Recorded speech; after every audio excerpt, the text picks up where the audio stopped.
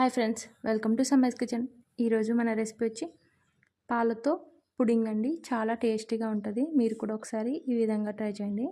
ముందుగా స్టవ్ మీద పాన్ పెట్టుకుని పాన్ హీట్ అయిన తర్వాత 2 కప్స్ పాలని యాడ్ చేసుకుందామండి. యాడ్ చేసుకుని చూడండి, ఈ విధంగా 2 కప్స్ పాలని యాడ్ చేసుకుని కొంచెం పాలు హీట్ అయిన తర్వాత ఒక హాఫ్ కప్పు షుగర్ని యాడ్ చేసుకుందామండి. షుగర్ అయినా పర్వాలేదు, షుగర్ పౌడర్ అయినా పర్వాలేదండి. యాడ్ చేసుకుని అలానే కొంచెం ఇలాచీ పౌడర్ని కూడా యాడ్ చేసుకుందాం. యాడ్ చేసుకుని షుగర్ కరిగే వరకు మిక్స్ చేసుకుందామండి. చూడండి, మొత్తం షుగర్ కరిగిపోవాలి. కరిగిన తర్వాత ఒక పావు కప్పు కార్న్ఫ్లోర్ తీసుకుని దాన్ని ఈ మిశ్రమంలో యాడ్ చేసుకుందామండి. పావు కప్పు కార్న్ఫ్లోర్ని యాడ్ చేసుకొని ఉండలు లేకుండా మిక్స్ చేసుకుందామండి. చూడండి, ఈ విధంగా మొత్తం మిక్స్ చేసుకుంటూ ఉండాలండి. చూడండి, పాలు అనేవి మనకి దగ్గర పడే వరకు మొత్తం మిక్స్ చేసుకుంటూ ఉండాలి.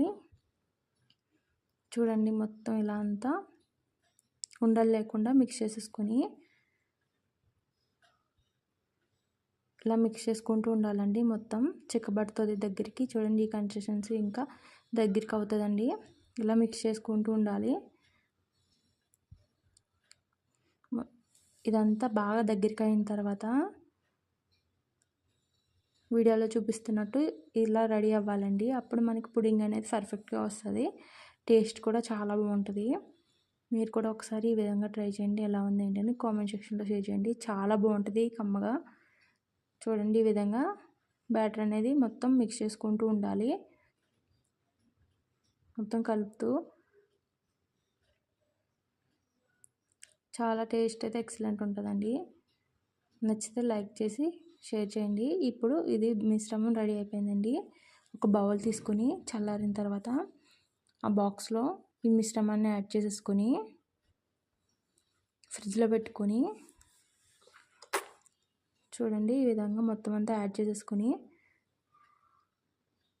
కొంచెం సెటిల్ చేసుకుని మూత పెట్టేసుకుని ఫ్రిడ్జ్లో పెట్టేసుకోవాలండి. ఫ్రిడ్జ్లో పెట్టుకుని ఒక 2 అవర్స్ తర్వాత తీసేయాలండి. చూడండి, ఈ విధంగా ఫ్రిడ్జ్లో పెట్టి తీసిన తర్వాత ఇలా ఒక బౌల్లో ట్రాన్స్ఫర్ చేసుకొని చాలా అంటే చాలా టేస్ట్ బాగుంటుందండి. మీరు కూడా ట్రై చేయండి. ఇంతే అండి, మిల్క్ పుడింగ్ రెడీ అయిపోయింది. Thank you for watching my video. Thank you. Please like and share.